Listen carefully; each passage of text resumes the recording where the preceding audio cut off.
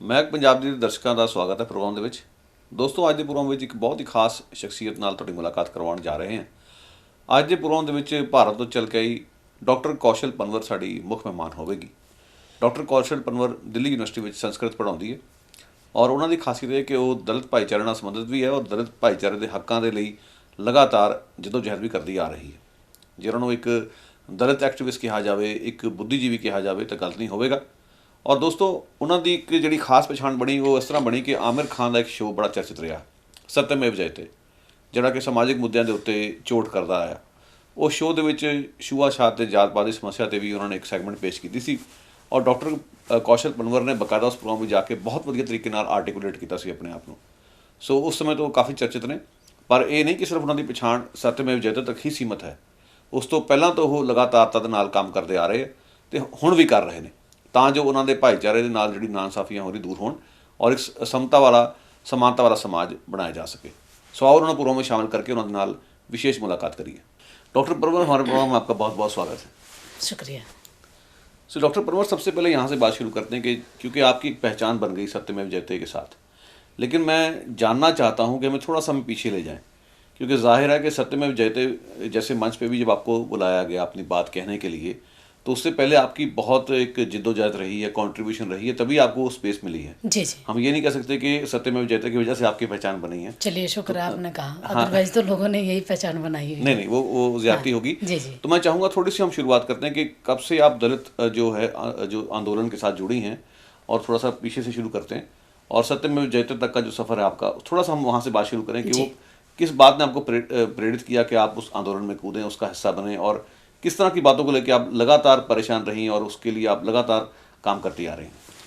असल में इस बात का जवाब देने के लिए मुझे बहुत पीछे जाना पड़ेगा। एज सच कोई दलित मूवमेंट का तुरंत कोई ऐसा कोई पीरियड रहा होगा वो मुझे अभी याद नहीं है। लेकिन स्कूल कॉलेज से लेके और घर का जो वातावरण था या आसपास पड़ोस का जो जिस तरीके से वो व्यवहार होता था, तो अंदर से कुछ ना कुछ टेस्ट टाइप सी लगती थी कि कुछ अलग है जो औरों से अलग बना रहा है। तो अगर मैं मेरे स्कूली उसका जिक्र करूं, तभी एकदम विरोध करने की एक बनी हुई थी बचपन से ही। और स्कूलों में भी जिस तरीके से हमारे यहाँ जो चाहे स्कॉलरशिप स्टाइफंड जिसको बोलते हैं वो वाली चर्चा हो या कोई और मुद्दा रहा हो, मुझे विरोध करने की आदत शुरू से रही है। हमारे यहाँ तो बल्कि मैं जब 12वीं क्लास में थी, फिजिकल एजुकेशन मेरे पास थी, मैं स्पोर्ट्स में ठीक ठाक हुआ करती थी उस टाइम, लेकिन घर की स्थितियाँ कुछ ऐसी नहीं थी जिससे मैं स्पोर्ट्स को आगे बढ़ाऊँ। तो मैंने तो ग्राउंड में भी विरोध करना शुरू कर दिया था। मेरा ही गांव के स्टूडेंट थे, तो क्योंकि को एजुकेशन थी, तो उसमें लड़कों ने मेरे ऊपर कमेंट मारना शुरू किया था। तो मुझे बहुत गुस्सा आया था। उसने सीधा, मेरे एक स्टूडेंट थे, मेरा जो क्लासमेट था, उसने कहा कि बस तुम्हारे बस का नहीं है, तुम लोग तो झाड़ू ही लगा सकते हो, इससे ज़्यादा तुम ग्राउंड में कुछ कर नहीं सकते। मुझे आज भी याद है, मेरे पास क्योंकि फिजिकल एजुकेशन थी और मैं डिस्कस थ्रो बहुत अच्छा खेलती थी, तो मुझे बहुत गुस्सा आया था उस वक्त भी। और मैंने तुरंत उसको ये कहा था, बहुत ख़राब शब्दों का, हालांकि मुझे बाद में लगा कि मुझे ऐसा नहीं बोलना चाहिए था, आखिर महिलाओं का क्या कसूर है। मैंने उसको एकदम उसको गाली देते हुए ये कहा था कि तुम तो अपनी माँ से ही पैदा जब हुए होंगे तभी खेलते हुए पैदा हुए होंगे, हम क्यों नहीं कर सकते। तो फिर मैंने खेलना शुरू किया। बाद में हालांकि मुझे इस बात का अफसोस हुआ कि मैंने उसकी माँ को बीच में लाया, लेकिन उसने जिस तरीके की भाषा का इस्तेमाल किया वही तरीका मैंने अपनाया था। तो ऐसे ही कॉलेज तक पहुँचे, फिर कॉलेज से यूनिवर्सिटी में आए। एक तरह से देखा जाए तो जब मैंने यूनिवर्सिटी में मैं जब पहुँची, कुरुक्षेत्र यूनिवर्सिटी से मैंने एमए की, तब मैं डायरेक्टली सोशल मूवमेंट से जुड़ना शुरू किया था। हमारे यहाँ अम्बेडकर स्टूडेंट एसोसिएशन हुआ करते थे, तो उस एसोसिएशन में मैं वाइस प्रेसिडेंट बनी थी। चुनाव हुआ था बाकायदा, और मुझे बताने में कोई गुरेज नहीं है कि उसमें भी, क्योंकि जो एसोसिएशन थी उसमें हमारे ही अपने दलित भाई जो थे वो एक खास समुदाय थे, और मैं क्योंकि बिल्कुल एकदम दलितों में भी जो नीचे के पैदान है उसमें थी, तो एक ने मेरे लिए बहुत ख़राब शब्दों का इस्तेमाल किया था। तो मैंने फिर उससे रिज़ाइन दिया था। मैंने रिज़ाइन देते हुए ये कहा था सिर्फ कि अगर इसमें भी, यहाँ भी आप लोग मुझे इस तरीके से मतलब भंगी और चूड़े की कह के बात करते हो, तो मुझे इसका फ़ायदा क्या है। फिर अम्बेडकर एसोसिएशन में करूँगी क्या मैं, इससे अच्छा तो फिर मैं ऐसे ही रहूँ, ज़्यादा ठीक है। तो मैंने रिज़ाइन दे दिया था। उसके बाद मतलब एक तरह से ये मेरा पहला एक वो था मूवमेंट के साथ जुड़ाव और फिर मूवमेंट्स के साथ खराब वाला एक्सपीरियंस, खासकर स्टूडेंट्स यूनियन में जो दलितों की डोमिनेट स्टूडेंट यूनियन थी। उसके बाद फिर निकलते हुए बस वहाँ से एक तरह से लंबा सा सफ़र हुआ और वो आंदोलनों तक बीच में होता गया, चाहे वो फीस को लेके हो, हॉस्टल की सुविधाओं का लेके हो, या फिर एडमिशन में जो रिजर्वेशन होती है उसको लेके हो। हरियाणा में उस वक्त SC A और B का एक ग्रुप था, उसमें रिजर्वेशन का सवाल हो, फिर हम लोग फिर मेरा इन्वॉल्वमेंट उसमें बढ़ता चला गया। फिर ऐसे ही पार करते हुए फिर मैंने चंडीगढ़ में जॉब की। वहाँ से आने के बाद फिर मैंने हमारे दिल्ली यूनिवर्सिटी में मैं जहाँ मैं पढ़ा रही हूँ वहाँ तक पहुँची। फिर उससे पहले मैंने PhD JNU से की, MPhil मैंने रोहतक यूनिवर्सिटी से की थी। तो एक तरह से सोशल मूवमेंट में, क्योंकि बचपन से ही ऐसी चीज़ें देखी थी जो बिल्कुल एकदम दिल को छूने वाली थी, विरोध पैदा होता था, गुस्सा आता था कि ऐसा हमारे साथ ही क्यों होता है। और उसी विरोध की वजह थी कि सोशल मूवमेंट्स में हिस्सेदारी बढ़ती गई और वो फिर जितना कंट्रीब्यूट मैं कर सकती थी वो मैं करती आई। और फिर एक, जब आपने जैसे कि कहा कि आमिर खान के शो तक पहुंचने का, मुझे नहीं पता उन्होंने कैसे मुझे ढूंढा। बस जस्ट इतना हुआ था कि मैं जब दिल्ली यूनिवर्सिटी में रिसेंटली जब मैं दिल्ली यूनिवर्सिटी में पढ़ा रही थी तो मेरे पास एक फ़ोन आया, उन्होंने कहा कि आपका इंटरव्यू लेना चाहते हैं। मेरे एक सीनियर हैं JNU में, प्रोफेसर हैं आज वो, मुझे बड़ी खुशी है, मेरे बहुत नज़दीक रहे हैं, प्रोफेसर राजेश पासवान। उन्होंने कहा एक इंटरव्यू लेना है, किसी के माध्यम से इंटरव्यू लेना था। मैंने कहा ठीक है। हम लोगों ने फिर JNU में ही बेसिकली बात हुई थी। हम लोग, मैं और राजेश पासवान JNU में बैठे, बात की, तो इंटरव्यू लिया। उस वक्त मुझे नहीं पता था कि ये इंटरव्यू क्यों लिया जा रहा है। बेसिकली एकदम ये था कि सामान्य तरीके से इंटरव्यू जैसे लेते ही रहते हैं, ज़्यादातर बात होती ही रहती थी, चर्चा, उसी दौरान उस चर्चा का एक ये हिस्सा था। हालांकि मज़ेदार बात ये हुई कि जब ये उन्होंने फिर बताया मुझे कि ऐसे ऐसे करके आमिर खान का प्रोडक्शन है, वो एक रिसर्च कर रहे हैं और ये सारे जितने भी हम लोग इंटरव्यू ले रहे हैं, ये इंटरव्यू सारे के सारे आमिर खान देखेंगे और आमिर जिसको सिलेक्ट करेंगे वो फिर आने वाले दिनों में, तब तक तो ये एपिसोड आया ही नहीं था स्टार प्लस वाला, तो उन्होंने रिसर्च किया है बाकायदा। ऐसे ही नहीं हुआ कि आप जिसको मर्जी बैठाए मीडिया में ले लें, बाकायदा रिसर्च किया उन्होंने। मेरा कुछ आर्टिकल्स, कुछ विजिटिंग गूगल पे भी थी, कुछ सोशल संगठनों में मैंने बताया कि भागीदारी एक तरह से रही, फिर वहाँ बातचीत हुई। खैर वो मेरे को पसंद आया और उन्होंने फिर बात की इसके ऊपर। हालांकि उस वक्त क्योंकि मैं थोड़ा बड़ा एक उतार चढ़ाव के दौर में थी और मैंने मना ही किया था कि अभी मेरी कोई ऐसी इच्छा नहीं है। लेकिन जब मैंने एकदम ठंडे दिमाग से सोचा और मुझे लगा कि हो सकता है कि ये भी एक सोशल मूवमेंट का हिस्सा बन जाए, लेकिन मुझे ये उम्मीद नहीं थी कि ये बिल्कुल पूरा एक फोकसली डिस्कोर्स बनेगा, पूरे भारत में चर्चा का विषय रहेगा। तो आमिर का इसी वजह से मैं सबसे ज़्यादा शुक्रगुजार हूँ कि उन्होंने इसको मेन स्ट्रीम मीडिया में लाकर इस विषय पर, खासकर मैलड होने वाले जो थे उसके ऊपर और जाति के इशू के ऊपर लेके बात की, जो अभी तक अधूरी थी कहीं ना कहीं। हमारे अपने जो सो कॉल्ड एक तरह से मीडिया तो उसको नहीं कहेंगे, लेकिन फिर भी कुछ वेब पेजेस का कुछ थोड़ा बहुत जैसे चर्चा होती रहती है, हम लोग करते ही रहते थे, लेकिन मेन स्ट्रीम में ऐसे कुछ कास्ट के ऊपर सीधे रूप से बात हुई हो वैसा कुछ नहीं हुआ था। लेकिन आमिर के इसमें प्रोग्राम में आने के बाद ये चर्चा हुई और एक अच्छी खासी मतलब डिबेट एक शुरू हुई, जो हम चाहते थे। बेसिकली हमारा जो मकसद था वो यही था कि ये जो अमानवीय प्रथा है, एक आदमी दूसरे इंसान का मलमूत्र अपने सिर पे उठा रहा है, इससे बड़ी बात हो ही नहीं सकती मुझे लगता है भारत के पूरे इतिहास में भी और भारतीय समाज में भी, कि एक ऐसी प्रथा वहाँ पर लागू है और आज भी है। ऐसा नहीं है कि आमिर खान के प्रोडक्शन के बाद सरकार ने कोई बहुत बड़ा परिवर्तन ऐसा किया होगा, ऐसा नहीं है, लेकिन हमारे लिए जो एक संतोषजनक कह सकते हैं वो यही था कि कम से कम इस इशू पे बात हुई। यही एक आमिर खान के एपिसोड में पहुंचने तक का था और मैं इसको सोशल मूवमेंट्स की तरह देखती हूँ, क्योंकि बाबा साहब ने जो भी काम किया है पूरा, मतलब राष्ट्र के निर्माण में जो एक बहुत बड़ी जो उनकी भूमिका रही, उन्होंने भी इसके ऊपर बात की थी। बॉम्बे में म्यूनिसिपल कमेटी में जब जो उनका व्याख्यान आया था तब भी उन्होंने यही बात की थी कि आप इस पेशे को छोड़िए, जब तक आप इस पेशे को नहीं छोड़ेंगे जो अमानवीय है, जो आपको इंसान कहलाने का हक छीनता है, इसके ऊपर चर्चा होनी चाहिए, बात होनी चाहिए। लेकिन इसके बावजूद भी ये लागू रहा, और न सिर्फ लागू रहा बल्कि इसको कहीं ना कहीं जो भी मतलब हमारी मानसिकता है वो उसको कायम करके रखना एक तरह से चाहती थी, अभी भी है। काफ़ी हद तक चेंज आया है, लेकिन उसको मूलगामी परिवर्तन कुछ कहेंगे, ऐसा कोई ठोस कोई कदम सरकार की तरफ से उठाया गया हो, वो कहीं ना कहीं अधूरा है। हालांकि चल रहा है स्वच्छ भारत अभियान, लेकिन आप ये देखिए कि अगर साफ़ की हुई जगह पे ही झाड़ू लगाना है, और हमारी अपनी सरकार के मंत्री, हमारे अपने ही प्रतिनिधि थी जनता के, वो ऐसी जगह पे ही साफ़ सफाई करेंगे जहाँ पहले से ही हमारे मजदूर भाई जो मैनुअल स्पंजिंग का काम करते हैं और साफ़ सफाई का काम करते हैं, उनके लिए तो और ज़्यादा काम बढ़ता है। एक बार तो उन्होंने झाड़ू लगा ही चुके होते हैं, उसके बाद दोबारा फिर जब मंत्री आते हैं तो या तो कूड़ा डाल दिया जाता है नकली वाला, या फिर एक तरह से साफ़ की हुई जगह पे दोबारा करते हैं, तो बेचारे वो सुबह से लेकर शाम तक और ज़्यादा मेहनत करनी होती है उनको। तो कहीं ना कहीं हालांकि एक अच्छा प्रयास है ये भी। इससे पहले कांग्रेस की सरकार ने आई थिंक किया था, यूपीए गवर्नमेंट 2 ने शायद, निर्मल भारत अभियान। वहाँ भी हमारा यही था कहना कि इससे निर्मलता तब आएगी जब आप अपने दिमागों के कचरों को हटाएंगे।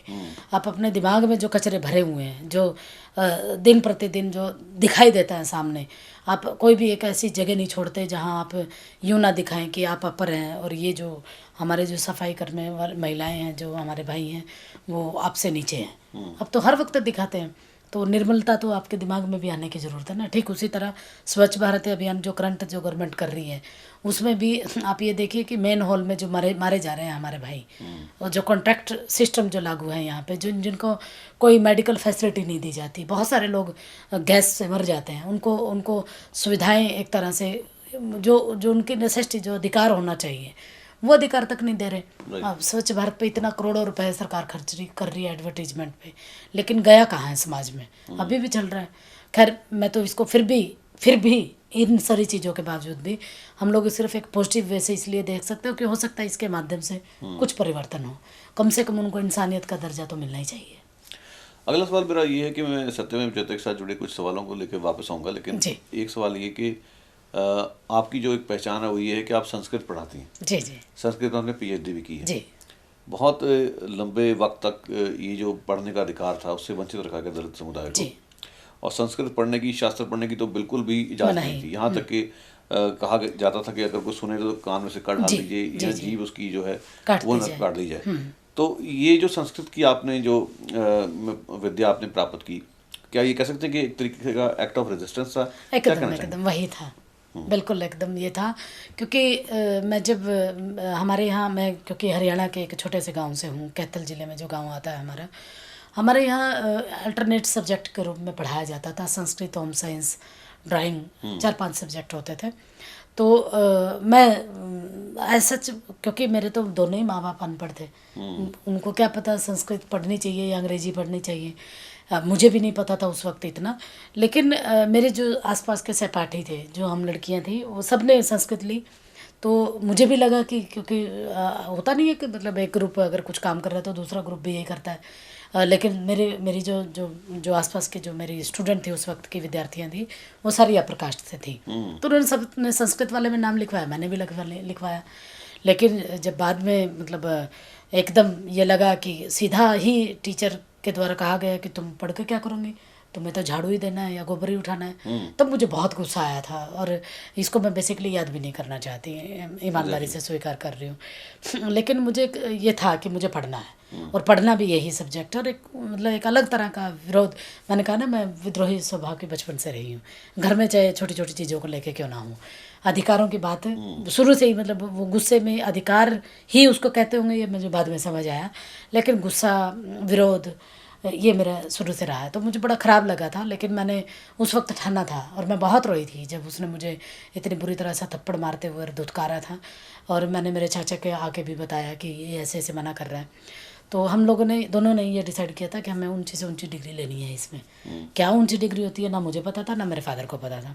लेकिन धीरे धीरे पता लगा कि सिर्फ यही रीज़न नहीं है, और भी बहुत सारे कारण थे इसमें। तो एक उसी को लेकर फिर एक इंटरेस्ट भी बनता चला गया।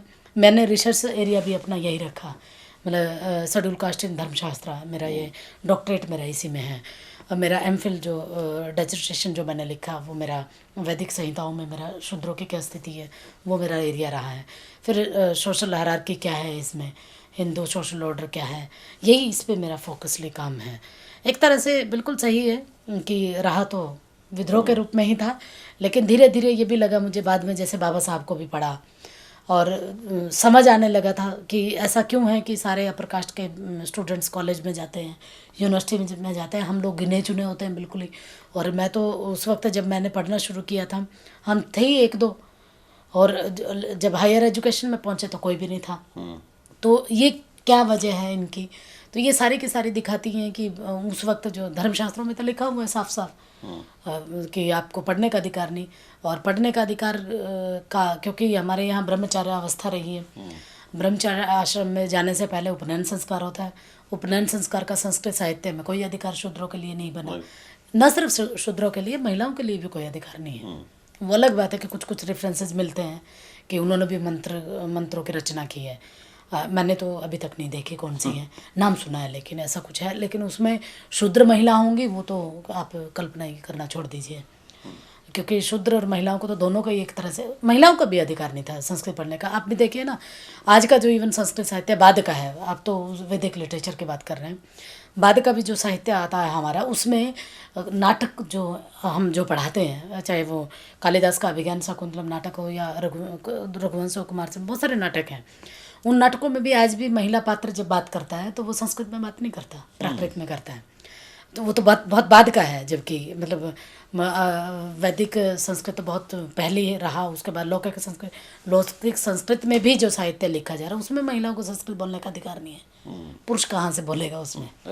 शूद्र तो उसमें आप साहित्य में भी नहीं बुलवा रहे, व्यवहार में तो बहुत दूर की बात है। आप जो रचना कर रहे हैं, जो रचना लिखी जा रही है, उसमें भी पात्र संस्कृत नहीं बोलता, उससे प्राकृत में उसका जो भी डायलॉग होगा वो प्राकृत में है। तो आपका साहित्य तो है, दिखाता है, व्यवहार में आप कैसे कल्पना करेंगे कि उनको पढ़ने का अधिकार है? मैं आपसे ये जानना चाहूँगा कि आप एक दलित भी हैं और एक औरत भी हैं जी।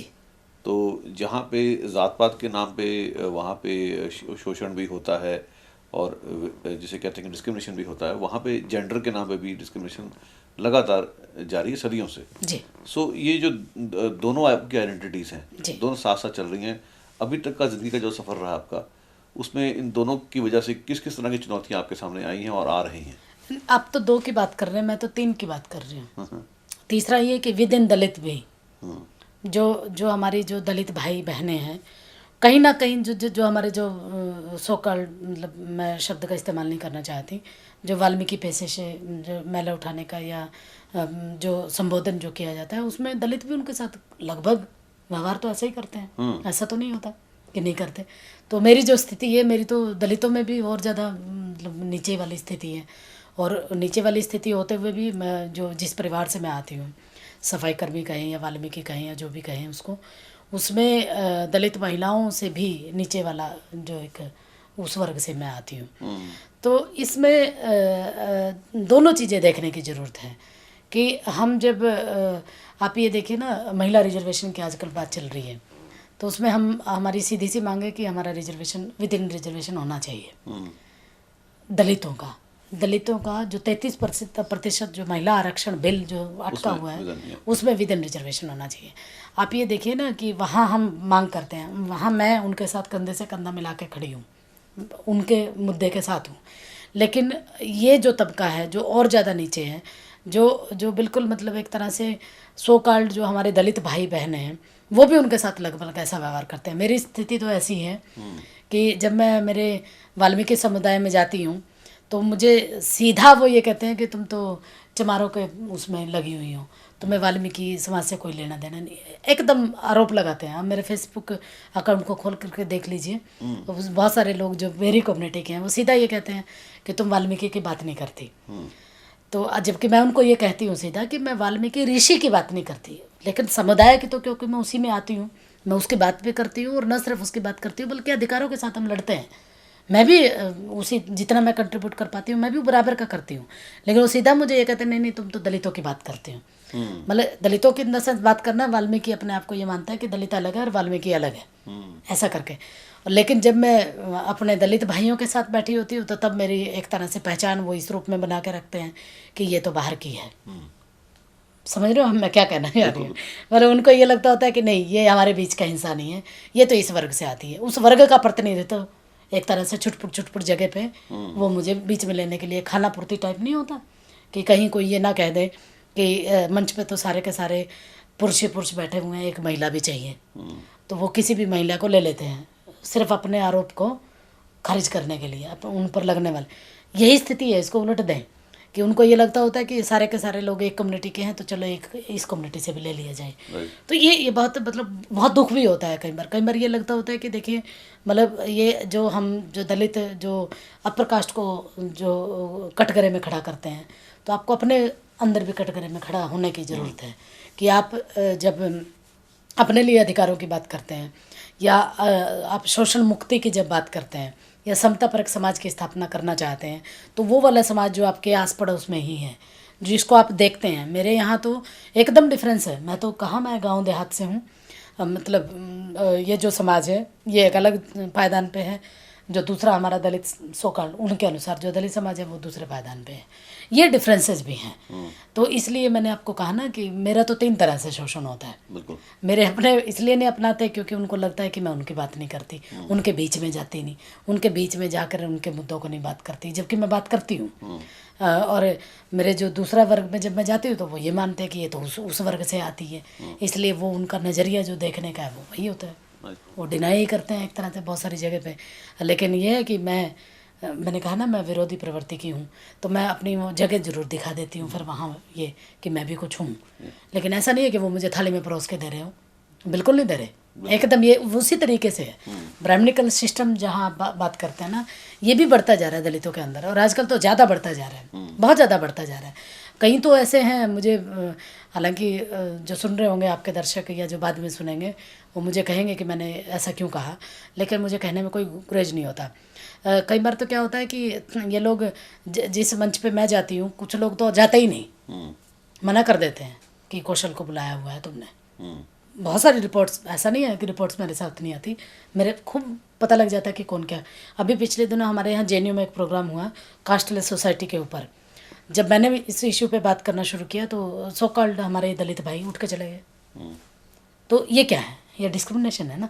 मतलब आप जिसकी आज़ादी, आप जिसके लिए आप अपनी जिसकी आज़ादी आप चाहते हैं, वही आज़ादी आप दूसरे को देने के लिए कहाँ तैयार है। तो ये एक तरह से इसको मैं, हालांकि ये स्थायी रूप से एक है, लेकिन गहराई से झांकने की आवश्यकता ये है कि हमें इन चीज़ों को बहुत संवेदनशील तरीके से देखने की ज़रूरत है। और जब आप संवेदनशील तरीके से देखेंगे तो तब आपका एहसास होगा कि दलित जो शब्द जो एक प्रतिनिधित्व करता है वो सारे समुदायों का करता है, न सिर्फ एक खास दलित वर्ग का, सभी का करता है। और यही वजह होता है कि हमारी जो सामाजिक जो संरचना है वो हमें समतामूलक समाज की तरफ लेके नहीं जाती, विद इन दलित भी नहीं लेके जाती।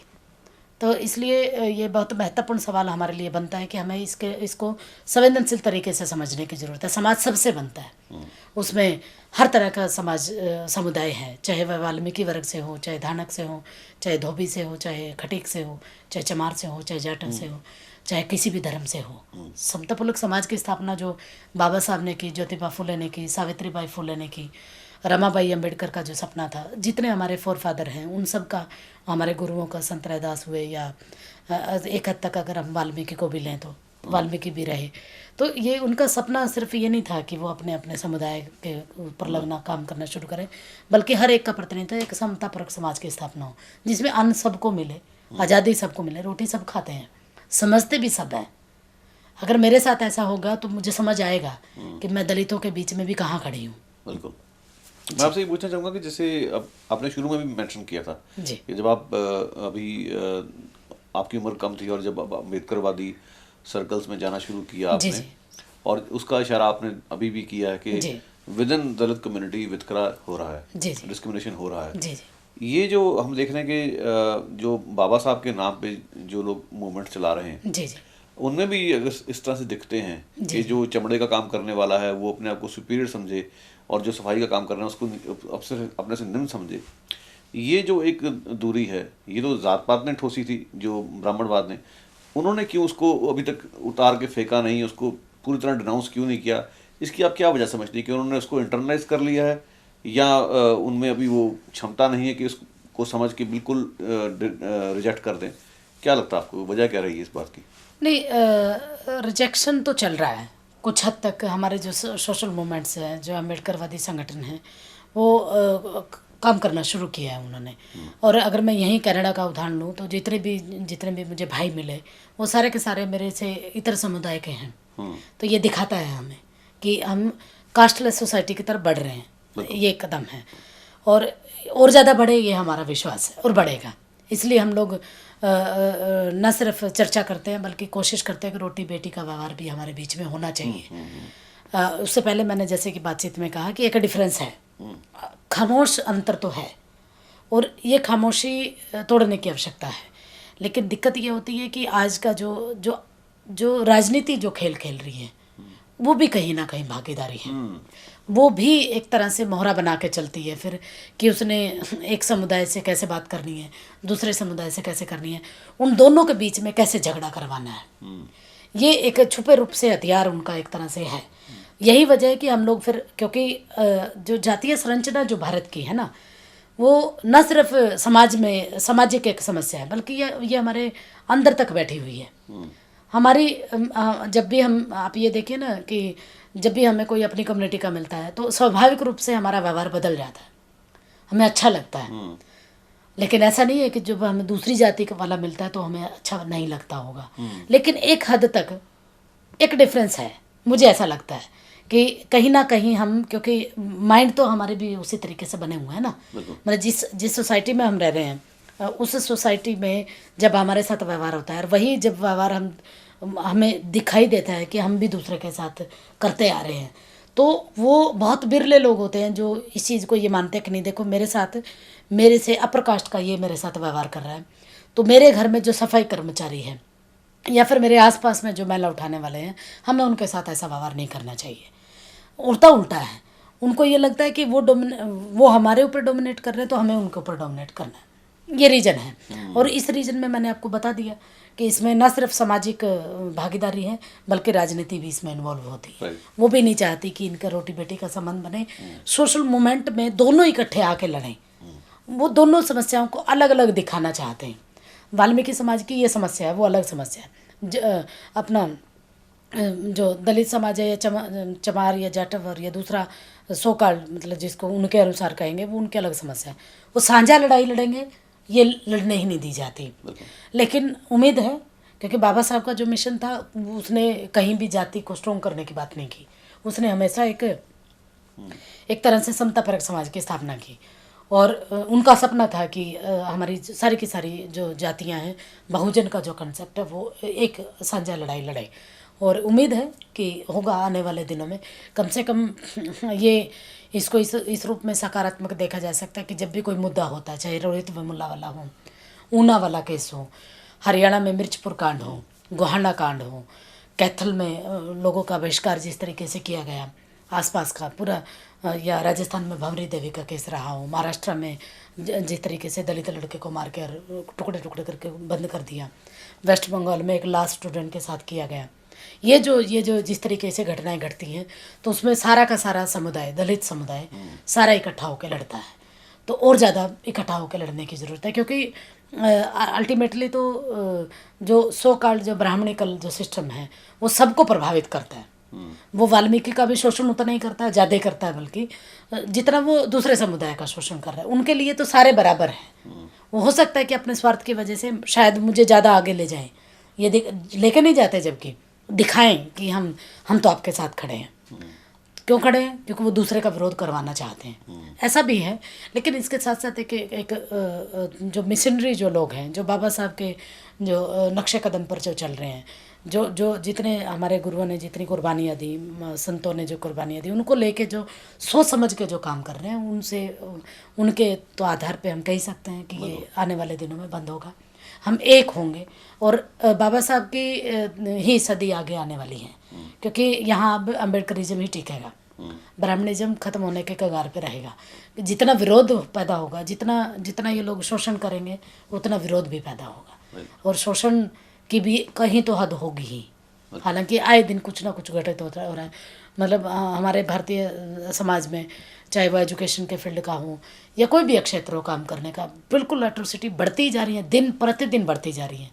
मतलब आप देखिए ना कि जो हमारे जो नुमाइंदे हैं, जो सरकार में जिनको हम बैठाते हैं, चाहे कोई भी सरकार रहा हो, वो नुमाइंदे जब सीधा दलितों को कुत्ता कह के संबोधित करें, गालियां दे, तो इससे क्या होगा? इसका मतलब उनको खतरा है कहीं ना कहीं कि ये अगर एकजुट होकर लड़ेंगे तो हम कहाँ बचेंगे। तो ये एकजुटता जैसे ही होगी तो सदी तो अम्बेडकर की होगी आने वाले दिनों में। डॉक्टर पनवर, हम थोड़ा सा वापस आते हैं सत्यमेव जयते की तरफ। जी। सत्यमेव जयते में जब आपने जाके अपनी सारी कहानी बयान की, जो आपने अपने कड़वे अनुभव वो जाके उनके साथ बांटे, और बहुत सारी बातें आपने दिल की गहराई से की हैं। बहुत सारे लोग हैं जो मेन स्ट्रीम डिस्कोर्स में रहने में जिनका विश्वास है, वो ऐसी बातें सुनना पसंद नहीं करते, उनका रिएक्शन भी हम देखते रहे हैं। जी जी। तो आपके साथ किस तरह से बाद में व्यवहार हुआ, या उसकी आपको कैसी कीमत अदा करनी पड़ी, या उसके बाद में जो चैलेंज आए, क्योंकि उसके बारे में शायद इतनी बात नहीं हुई, ना लोगों को शायद जानकारी भी उसके बारे में कोई दी गई। तो हम सुनना चाहेंगे आपसे कि किस तरह का एक्सपीरियंस रहा उसके बाद। पहले पॉजिटिव बात करते हैं। जब ये एपिसोड आया तो मुझे बहुत सारे कोने कोने से फ़ोन आए, बहुत सारे लोगों ने अपने साझा सुख दर्द साझा किए मेरे साथ। मुझे बिल्कुल उम्मीद नहीं थी। मुझे बस ये, हम लोग, मैंने अपनी बातचीत में पहले भी कहा आपसे कि हम लोग एक तरह से इसको सोशल मूवमेंट का एक हिस्से के रूप में ले रहे थे। लेकिन जैसे ही लोगों ने ये देखा, तो आप ये देखें 3-4 दिन तक तो लगातार मतलब फ़ोन, इतना लगातार फ़ोन आए कि मैं उम्मीद नहीं कर सकती। मेल आया, SMS आए, बधाई संदेश आए, और बहुत सारे लोगों की अपनी पीड़ा हुई, दिखाई दी मुझे, बात की महिलाओं ने, बहुत सारे हमारे लोगों ने, महिलाओं ने बात की, न सिर्फ नॉर्थ इंडिया बल्कि साउथ इंडिया, वेस्ट ईस्ट, सब जगह से, विदेशों में भी रहने वाले लोगों ने इसके ऊपर चर्चा की। लेकिन एक ये भी हुआ कि जो सो कॉल्ड जो एक सिस्टम जो एक बना हुआ है, और जो उस सिस्टम को कायम करके रखना चाहते हैं, उनके लिए कहीं ना कहीं ये था कि ये कैसे हो गया। और इसको कईयों ने तो बल्कि आरोप ही लगाए सीधा कि आप लोगों ने पैसे लेके किया। ख़राब भी लगा, बहुत ख़राब लगा। लेकिन जो रिएक्शन जो निकल के आया, वो इस रिएक्शन इस तरीके से था कि मेरे पास कोई एविडेंस उसका नहीं छोड़ा उन्होंने। मतलब ऐसा कोई रिटर्न में किसी ने मेल करके धमकी दी हो, SMS किया हो, या फ़ोन करके कोई दिया हो, ऐसा कुछ नहीं किया। लेकिन बहुत कुछ हुआ। मतलब आप ये देखिए, मेरे घर पे मैंने बड़ी मुश्किल से, बड़ी मेहनत करके, मतलब मैंने और मुकेश ने, मेरे हस्बैंड ने, हम दोनों ने इतनी मेहनत करके घर खरीदा और बड़े प्यार से उसको सजाया संवारा। मुझे किताबों का बहुत शौक़ है, मेरे हस्बैंड को भी है।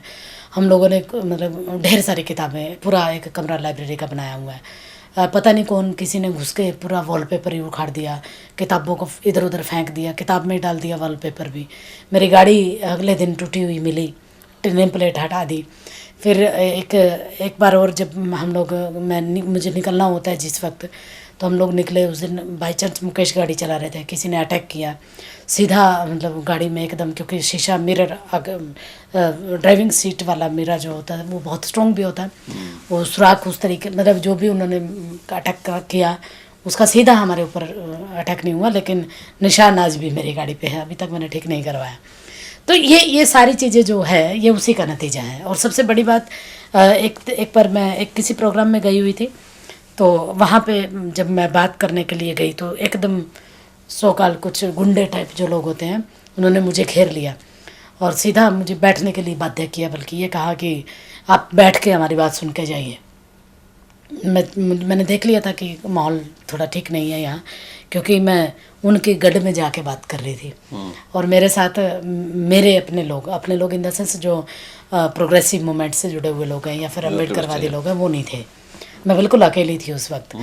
लेकिन जैसे ही मुझे लगा कि, मतलब आप ये देखिए, मुझे चारों तरफ से घेर लिया। लेकिन इसमें अच्छी बात ये रही कि हमारे कुछ दोस्त हैं अपर कास्ट के हैं, जो मतलब उदार हैं इन चीज़ों में, सोशल कंसर्न रहते हैं। तो उन्होंने मुझे इशारा किया कि तुम निकलो यहाँ से।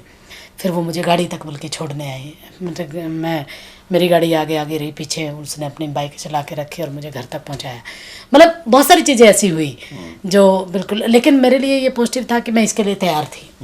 क्योंकि आपको मैंने बताया ना कि पहले तो मैंने स्टार प्लस वाले एपिसोड को ही डिनाई कर दिया था। मैंने बहुत सोचा था इसके बारे में, क्योंकि मुझे पता था कि आने वाले दिनों में मेरे लिए इतना आसान नहीं होगा।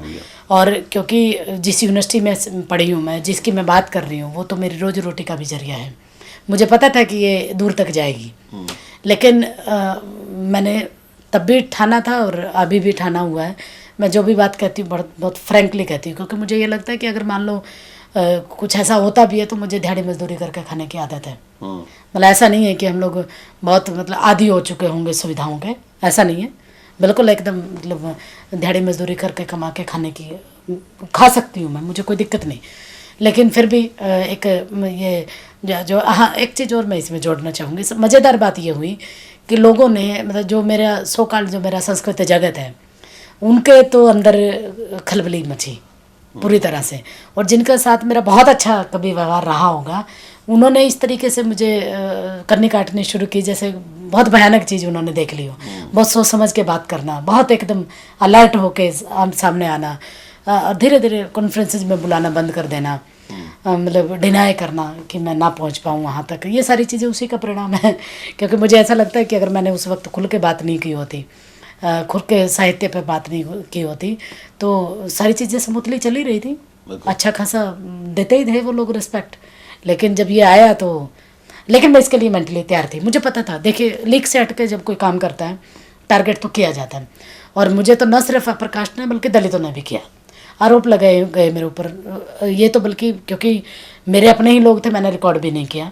एक तो इतने बड़े प्रोफेसर थे, रात को देर रात को फ़ोन कर करके कहें कि आप कैसे पहुंच गए उनके पास, हमने इतना काम किया हुआ था, हमें आमिर खान ने क्यों नहीं पूछा, ये और वो। मैंने कहा सर इसमें मेरा क्या कसूर है। तो सबको एक लगा कि ये कल की लड़की आई हुई जो जिन्होंने सारी उम्र गुजार दी दलित आंदोलन में काम करते हुए, उनको क्यों नहीं लिया गया। अब इसमें मैं क्या कर सकती हूँ, मैंने तो नहीं कहा उनको कि मुझे लीजिए, मुझे तो पता भी नहीं था। मैंने आपको बताया कि मुझे बिल्कुल नहीं पता था, मैं तो सामान्य इंटरव्यू दिया था, बिल्कुल सोच समझ के नहीं दिया था। और अगर उन्होंने कहा होता तो मतलब पहले बता दिया होता तो शायद मैं उस तरीके से बात भी ना कर पाती, क्योंकि कहीं ना कहीं हम भी कॉन्शियस तो होते हैं, इंसान है ना आखिर। मतलब न सिर्फ उसमें दलितों में भी हुआ। और मैं आपको आज आपके चैनल को बता देती हूँ, हालांकि मैं बचना चाहती थी इस सवाल से। मज़ेदार बात यह है कि जितने भी मेरे पास फ़ोन आए, बहुत सारे फ़ोन कॉल आई मेरे इस एपिसोड के बाद, लेकिन मैं कहना ये चाहती थी कि 100% अगर हम आंकड़ा भी माने कि 100% कॉल आई, उसमें से 90% मेरे पास मेरी कम्युनिटी के लोगों के फ़ोन आए। और उस मतलब उस तबके से, उस हिस्से से जहाँ मैं कहीं ना कहीं मैं वाल्मीकि जयंती में जाना ज़्यादा वो नहीं करती पसंद, ज़्यादातर नहीं जाती उनके बीच में, उनके जो अपने धार्मिक जो होते हैं उसमें मैं नहीं जाती। लेकिन जैसे ये एपिसोड का टेलीकास्ट उनका फ़ोन आया, उसके बाद सिर्फ 2% बचता है, 90% का 10% बचता है जो अदर देन वाल्मीकि कम्युनिटी का था। और उस अदर देन वाल्मीकि में 10% में से 7% मेरे पास अपर कास्ट का फ़ोन आया, ओबीसी और अपर कास्ट। बचा 3%, वो 3 भी आंकड़ा मैं आपको ज़्यादा बता रही हूँ जो दलितों का है। मतलब आप इससे अंदाज़ा लगा लीजिए। मुझे अगर ये पता होता कि आने वाले दिनों में ये एक रिसर्च का विषय बनेगा तो मैं इसको रिकॉर्ड करती, लेकिन मुझे उस वक्त इतना ध्यान ही नहीं रहा इस चीज़ का। ये दिखाता है कि मतलब हमारे जो सो कॉल्ड जो इवन जो मेरे साथ है दलित, जो कंधे से कंधा मिला के जिनके साथ मैं काम करती हूँ, चाहे वो JNU के प्रोफेसर्स हों, दिल्ली यूनिवर्सिटी के प्रोफेसर्स हों, सो कॉल्ड मीडिया के कुछ लोग जैसे हमारे पास हैं, या फिर दलित ऑर्गेनाइजेशन जितने भी चल रहे हैं, चाहे लेखक संघ हो या फिर प्रोग्रेसिव मूवमेंट, सॉरी मतलब दलितों के जितने अम्बेडकराइट मूवमेंट के लोग हैं, किसी ने भी फ़ोन करके बधाई देना उचित नहीं समझा। ऐसा नहीं था उनके पास मेरा नंबर नहीं था, सबके पास नंबर था। मैंने कहा ना कि मैं तो सोशल कंसर्न रही हूँ, उनके साथ कंधे से कंधा मिला के हर एक इशू पे बात करती हूँ, चाहे कोई भी इशू क्यों ना हो। लेकिन उनको फ़ोन करके बधाई देने की मेरे पास फुर्सत नहीं थी। मैं कहना ये चाह रही हूँ कि ये क्या है, ये दिखाता है कि विद इन दलित भी किस तरीके से हम सामने वाली चीज़ों को देखते हैं। बिल्कुल डॉक्टर बनवर, ये मुझे लगा, इसका बहुत दुख हुआ मुझे। इनफैक्ट जब हम लोग जब आमने सामने हुए, मैंने कहा ना ऑर्गेनाइजेशन में काम करते हैं तो कहीं ना कहीं टकराते ही हैं। इस एपिसोड के बाद जब मैं आमने सामने उन लोगों के बीच में आई, तब उन लोगों ने कहा मुझे बहुत अच्छा लगा आपने बात की, बहुत अच्छा लगा। मैंने कहा आज आपको याद आ गया। डॉक्टर बनवर, मैं आपसे जानना चाहूँगा कि वही आमिर खान जिन्होंने आपकी बात सुनी या जिनके माध्यम से आपकी बात लोगों तक पहुँची जी, उनको खुद को बहुत सारी दिक्कतें आई, और एक ताज़ा स्थिति उनके साथ जो बनी कुछ दिन पहले वो ये थी कि उन्होंने जब कहा कि जो मुल्क का माहौल बन रहा है जी जी, और इतनी धार्मिक असहनशीलता का माहौल बन रहा है जी जी और फिरका परस्ती बढ़ती जा रही है नई सरकार के नीचे, जी जी तो मेरी बीवी इतनी बेचैन थी कि कहती कि हम देश छोड़ के चले जाएं। उसके बाद उनके खिलाफ बॉलीवुड का पूरा हिस्सा भी movement, खड़ा हो गया। बिल्कुल। तो अपनी तरफ से आप क्या कहना चाहेंगी, क्योंकि आमिर खान ने जो काम किया सत्यमेव जयते में, ना सिर्फ उन्होंने छुआछूत के मसले और भी बड़े सारे मसले उठाए जी थे। जी बिल्कुल। तो ये जो उनको गुजरना पड़ रहा है इस दौर में से, जो अभी का दौर है, जी जी उसके बारे में आपकी क्या राय है, क्या कहना चाहेंगी आप? असल में देखिए, मीडिया के लोगों ने और खासकर पॉलिटिशियन ने उसको बड़े ख़राब नज़रिए से देखा, गलत तरीके से समझा। वो मुझे, मेरा जो ऑब्जर्वेशन है उनको देख के, क्योंकि मैं उनके साथ जिस तरीके से बात की, जिस तरीके से उन्होंने मुझसे बात की, मतलब एकदम एक नागरिक देश का, भारत देश का नागरिक मेरे साथ बात कर रहा था, ना कि आमिर खान जो एक सभ्य, जो एक इंसान होता है, उस तरीके से उसने बात की। और बहुत संवेदनशील है। ऐसा नहीं है कि वो देशभक्त नहीं है, वो देशभक्त उतना ही है जितना सो कॉल्ड उसका विरोध करने वाले हैं। लेकिन दिक्कत ये है कि हमारे लोग चीज़ों को बहुत गलत इंटरप्रिटेशन कर जाते हैं। ऐसा ही उनके साथ हुआ, जो दुखद है, क्योंकि उस वक्त जो चल रहा था, जिस तरीके की परिस्थिति उस वक्त के बाद में भी, अभी भी चल रहा है, उससे पहले भी चला ही था। तो एक वो सामान्य सही एक बातचीत थी कि आज जो देश का माहौल बन रहा है, इससे अच्छा तो ये है कि यहाँ से छोड़ के चले जाएं। ऐसा नहीं है कि वो छोड़ना ही चाहते होंगे, या उनकी पत्नी भी उस पीड़ा को नहीं समझना चाहते ना। हम बेसिकली अपना बचाव करके, सिर्फ हमें ये तो दिखाई दिया कि आमिर खान की पत्नी ने ये कहा कि हमें इससे अच्छा मुल्क को छोड़कर चले जाना चाहिए, लेकिन उसका दुख दर्द जो वो इन शब्दों में भी जो उन्होंने कहा, जैसे हम कई बार मतलब हम सोचते हैं कि इससे अच्छा तो मर जाना चाहिए, तो इसका मतलब ये नहीं होता कि हम मरने के लिए तैयार बैठे हैं। अभी पिछले दिनों दिल्ली यूनिवर्सिटी में मेरे साथ बहुत ज़्यादा मतलब मेरे साथ जो एट्रोसिटी हुई थी, तो मैं 3 महीने बहुत ज़्यादा क्राइसिस से गुजरी। और रोहित वेमुला की तरह, मैं तो बहुत अपने आप को सेंसिटिव मानती हूँ, रोहित वेमुला जैसी स्थिति मेरी भी हुई थी। और मैंने कहा भी है कि मैं तो ऐसी स्थिति में पहुँचती जा रही हूँ कि मुझे सुसाइड कर लेना चाहिए, जबकि मैं मरना और आत्महत्या करना दोनों गलत मानती हूँ। लेकिन इसके बावजूद भी आप बिल्कुल, जब आप टॉर्चर करते जा रहे हैं, आपको दिन रात आपको ये लगता है कि सारा ही आपके खिलाफ खड़े होने के लिए तैयार है। So called Prakash, so called progressive movement, so called जिनके साथ आप ये मानते हैं कि ठीक ठाक दलित इशूज़ पे, दलित एट्रोसिटीज़ पे बात करते हैं, वो भी आपके बराबर में आपका विरोध करने के लिए खड़े हो जाएं, तो क्या करेगा इंसान? वो यही सोचेगा ना कि इससे अच्छा तो मर जाना बेहतर है। यही है, मतलब मैं इसलिए इसको बहुत अच्छे तरीके से समझ सकती हूँ, क्योंकि वो 3 महीने जैसे मैंने गुजराए हैं, मुझे पता है। और ये अभी की बात है, ज़्यादा दिन नहीं हुए। उन 3 महीनों में मैं किस तरीके से मेंटली डिप्रेशन में चली गई हूँ, किस तरीके से मेरा परिवार प्रभावित हुआ, मेरे हस्बैंड किस तरीके से दिन रात मेरा ध्यान रखना उन्होंने शुरू किया, काम छूट गया सब कुछ, पढ़ना लिखना बंद, हर वक्त मतलब उसके शब्द ही मुझे घूमते थे। और फिर अपने आप को कैसे मैं ये साबित करूं कि इस बंदे ने मुझे सबके बीच में ये कहा, मैं सिद्ध करने में ही लगी हुई थी, कर ही नहीं पाई। 100 काल जिन्होंने सुना उन्होंने साफ मुकर गए, सबने ये कहा कि ये तो ऐसे करती है। आप अपने आप को कहाँ प्रूफ कहाँ से लाएंगे? आप प्रूफ मांगते हैं ना लोग, तो वो इस चीज़ को समझने नहीं चाहते, और सारी की सारी रिपोर्ट्स मेरे खिलाफ ही आई। थोड़ा सा मैं चाहूँगा कि ये जो आप बात बता रही हैं जी इशारे में, जी थोड़ा सा इसको अगर डिटेल में बताएं कि एग्जैक्टली क्या हुआ था इन दिनों में, जिसकी वजह से आपको इस तरह से एक संकट में से गुजरना पड़ा। असल में मैं ना इसके ऊपर खुल के नहीं चर्चा कर पाऊंगी, क्योंकि समझौता हो चुका है। ठीक है। मेरे अब हाथ बंधे हुए हैं, क्योंकि एक सो कॉल्ड मतलब जो एक जब समझौते पे साइन करते हैं, तो उसमें कहीं ना कहीं ये भी होता है कि हालांकि इस पर कोई चर्चा करने की पाबंदी नहीं है। ठीक है। ऐसा नहीं है कि मेरे ऊपर चर्चा करना मतलब उसमें ये लिखा गया है कि आप चर्चा नहीं करेंगे, बिल्कुल चर्चा करेंगे। मैं इसको भूल ही नहीं सकती कभी, ताउम्र याद रहेगा। और इसलिए नहीं याद रहेगा कि मेरे साथ ये हुआ, बल्कि इसलिए याद रहेगा कि मैं दिल्ली यूनिवर्सिटी में पढ़ाने वाली, अच्छी खासी डिग्री JNU यूनिवर्सिटी से ली हुई है, उनके बराबर में बैठी हूँ, हर तरह से सक्षम हूँ। अच्छा, मेरे पास ठीक ठाक कपड़े भी पहनने के लिए, अब ठीक ठाक घर भी है, ठीक ठाक गाड़ी भी है, ठीक ठाक सोशल रेपुटेशन भी है। इसके बावजूद भी मुझे इस तरीके से बोला जाता है। मतलब मैं कल्पना कर सकती हूँ कि मेरी जो महिलाएं, जो मेरे समाज के जो दूसरे के घरों में काम करती हैं, महिला उठाती हैं, उनके साथ क्या होता होगा जब मुझे इस लेवल पे आके भी मुझे भी ये एहसास करवाया जाता है। तो मैं बस ये कहना चाह रही हूँ कि मतलब मेरे ही मैं जहाँ मैं पढ़ाती हूँ, जिस इंस्टीट्यूट में पढ़ाती हूँ, उसने बहुत गंदे तरीके से कहा था कि अब हमारे इतने ख़राब दिन आए हुए हैं कि हम आप जैसे लोगों के साथ बात करेंगे।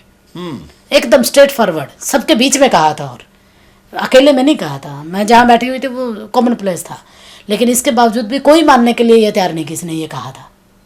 सबने हाथ खड़े कर दिए। मेरे अपने जो दलित भाई थे जिनके दम पे मुझे लगता था कि मेरा साथ देंगे, चुप रहे। चुप्पी भी तो साथ देना ही होता है ना। मैं बिल्कुल अकेली थी। क्या गवर्निंग बॉडी, क्या दिल्ली यूनिवर्सिटी की टीचर्स यूनियन। और मज़ेदार बात ये, हमारे यहाँ जो डूटा, जो Delhi university teachers union association है, वो सो कॉल्ड मतलब भारत की राजनीति का, भारत के उसका एक बड़ी कद माना जाता है। बड़ा एक दिल्ली यूनिवर्सिटी में जो भी होता है डूटा का सामना करती है। मेरे उसमें मामले में बिल्कुल खामोश रही। और दुखद की बात यह है कि मैंने उनसे सबसे पहले उनको बताया था। मैंने अपना केस फाइल करने से पहले मैंने एसोसिएशन को उसमें लिया विश्वास में। यही मेरी सबसे बड़ी गलती रही। मतलब जैसे जैसे मैं एसोसिएशन को बताती कि उन्होंने मेरे खिलाफ ही एविडेंस लेना शुरू कर दिया। मतलब और जब, हाँ मज़ेदार ये मैं बताऊंगी, बिल्कुल जो होता रहेगा। मेरी जब रिपोर्ट आई, मेरी रिपोर्ट में तो साफ साफ ये लिखा हुआ है कि ये दलित पीढ़ी की उग्र युवा नेता है, अपने आप को चमकाने के लिए ये सब कर रही है। मैं आपसे एक बात जानना चाहूँगा कि जिस यूनिवर्सिटी में आप पढ़ाती हैं उसके बारे में जो हम बाहर बैठ के सुनते हैं या पढ़ते हैं, उससे ऐसा लगता है कि बहुत ही भयानक वहाँ पे एक वातावरण है। जी जी। खासतौर पे ABVP की वहाँ पे काफ़ी ज़्यादा उनकी घुसपैठ भी है और कह सकते हैं कि एक तरीके से उनका बोलबाला भी है, जी जी, जिसके चलते साई बाबा को वहाँ पे नौकरी में नहीं करने दिया जा रहा। थोड़ा सा उस माहौल की भयानकता के बारे में बताना चाहेंगे कि इस तरह के, मतलब एक बहुत बड़ी जमहूरियत है, उसके एक इतने बड़े महाविद्यालय में मतलब इस तरह का जो माहौल है उसकी भयानकता हमारे लोगों को समझाना चाहेंगे, किस तरह से चुनौतियाँ हैं उसमें। एक तो मैं आपको ये बता दूं कि ये सिर्फ ABVP नहीं कर रही या बीजेपी की गवर्नमेंट ही कर रही होगी, ऐसा नहीं है। माइंडसेट बने हुए हैं ये। पहले हमारे यहाँ तो सो कॉल्ड जो कम्युनिस्ट हैं वो भी ऐसे ही हैं। जाति के सवाल पे चाहे वो कोई भी राजनीतिक पार्टी क्यों ना हो, कोई भी पार्टी, राइट, सारी राजनीतिक पार्टियाँ एक जैसी हैं, चाहे वो इवन दलितों की भी पार्टी क्यों ना हो, जाति के सवाल पे एक जैसे हैं। और रही बात है दिल्ली यूनिवर्सिटी में, हमारे यहाँ डूटा लेड, मतलब जो कम्युनिस्ट लेड डूटा है एक तरह से, हमारी प्रेसिडेंट भी कम्युनिस्ट ही है एक तरह से। मतलब सीधे रूप में अगर कम्युनिस्ट नहीं है तो लेफ्ट तो है ही, लेफ्टिस्ट एक तरह से हैं। लेकिन आप ये देखिए कि जब जाति के सवाल पे बात करनी हो या दलित एट्रोसिटीज़ पे बात करनी हो, वो इस मुद्दे पे बात करना उचित नहीं समझते, बात ही नहीं करते। यही वजह है कि हम लोग दिल्ली यूनिवर्सिटी टीचर्स एसोसिएशन सारी सबकी साझा एसोसिएशन है। उसमें दलितों की ऑर्गेनाइजेशन, दलितों की एसोसिएशन नहीं है, वो कम्युनिस्टों की एक तरह से और दूसरी पार्टियों का रिप्रेजेंटेशन उसमें है। वो सारे के सारे लोग ही उसमें एडमिनिस्ट्रेशन में भी हैं। वो इसमें पार्टी का इन्वॉल्वमेंट कितना है उसको अगर हम एकदम दरकिनार भी कर दें, मैंने आपको पहले ही बताया ये ABVP का कसूर नहीं है, सिर्फ बीजेपी कर रही होगी ऐसा नहीं है। ये ब्राह्मणवादी मानसिकता कर रही है।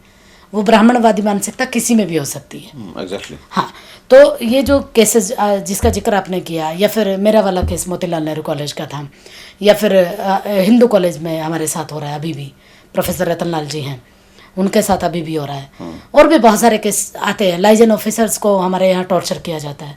अगर उनको रोस्टर के ऊपर सवाल उठाता है या नौकरी सीट्स के ऊपर कौन सी सीट किस में जाएगी, जो भी टीचर उसके ऊपर सवाल उठाता है उसको कटघरे में खड़ा कर दिया जाता है। ये पूरा एक तानाशाही उसको दिखाता है, ब्राह्मणिकल तानाशाही इसको हम कहेंगे। और वो ब्राह्मणिकल तानाशाही इतनी स्ट्रॉन्ग है कि आप अगर मुंह खोलेंगे तो उसका खमियाजा आपको भुगतना पड़ेगा, और खमियाजा ही भुगत रहे हैं ये भी। प्रोफेसर रतनलाल जिनका मैं जिक्र कर रही हूँ वो भी खामियाजा उन्हीं का भुगत रहे हैं, मैंने भुगता।